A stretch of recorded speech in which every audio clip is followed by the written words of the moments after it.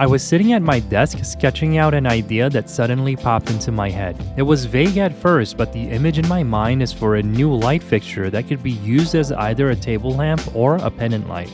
The idea seems simple, a lampshade that resembles the petals of a rosebud, all crafted with separate components cut with a laser cutter. That was it, the beginning of design, the parameter that would shape the rest of this project. Since this project will be made on a laser cutter, every component will start as flat pieces. The challenge is figuring out how these flat pieces will be assembled to create a larger whole. Sketching helps me figure out the rough shape of every piece, like the circular frames that'll have a circle cutout for a light fixture kit, regularly spaced slots where the rose petals will go, and an upper frame to support the panels. Since I've designed other table lamps, I can use one of them to start the design of this project. I'm using a software called Rhinoceros, and I'm also using this simple table lamp project as my base, which has the circular frames that I can modify as needed for this project. Now I need to figure out the shape of the rose petals, which is the hardest part of this design. The goal of each petal's design is to block direct views of the light bulb at the center and reflecting the light off of the surfaces of the material. I'm thinking it'll be plywood, which means that the light would take on a warm dark orange color from the surfaces of the wood veneer.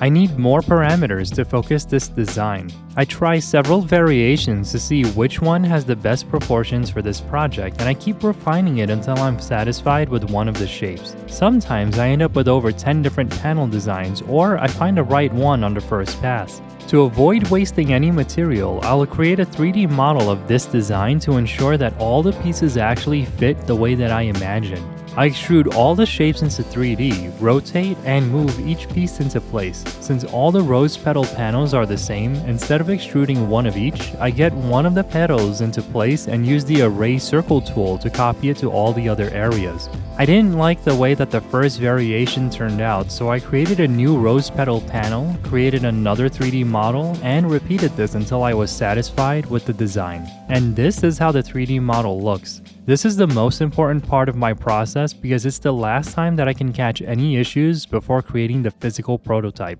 It reminds me of architecture design, with the biggest difference being the scale and cost of the end product. I bring over my 1/8 inch cherry plywood and mask it with paper to protect the surface from scorches and burns from the laser. I insert it into my laser cutter and start the process of cutting this project.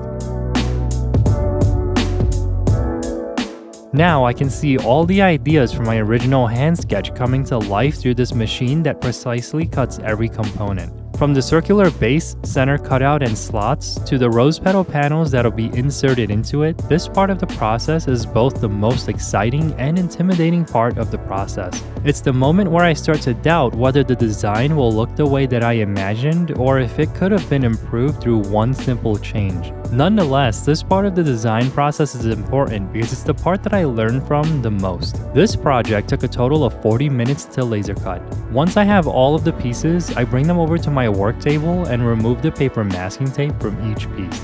I use a natural oil and a small cloth to apply it to the surfaces of every panel and both frames. This brings out the beautiful colors and grains of the wood while also protecting it.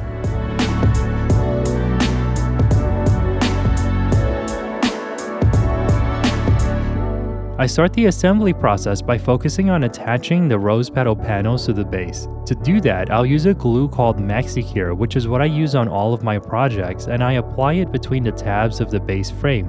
I take one rose petal panel, turn it upright, align the tabs at the bottom with the slots in the panel, and push it down into place. Then, I bring over the top frame, apply glue in the slots, and attach it to the same panel. This is the start of the assembly process, and we need to repeat this with the remaining 23 panels. The fastest way to do this is to apply glue in every slot of both frames, then attach the panels. As I repeat this with each of the remaining ones, I can start to see the lampshade coming together. One by one, each of the panels start to create the overall form of the rose, which was what I imagined for the project. I bring over my light fixture kit and light bulb, install them into the rose-inspired table lamp, and the project is complete. This rosebud-inspired lampshade is beautiful to look at with the soft and warm light reflecting off of each panel. The continuous curve from the base of the panel to the top softens the form of the lampshade. It's a product that grabs your attention and starts conversations with visitors. If you enjoyed this project, check out my other woodcraft videos and consider subscribing. I'll see you again next week.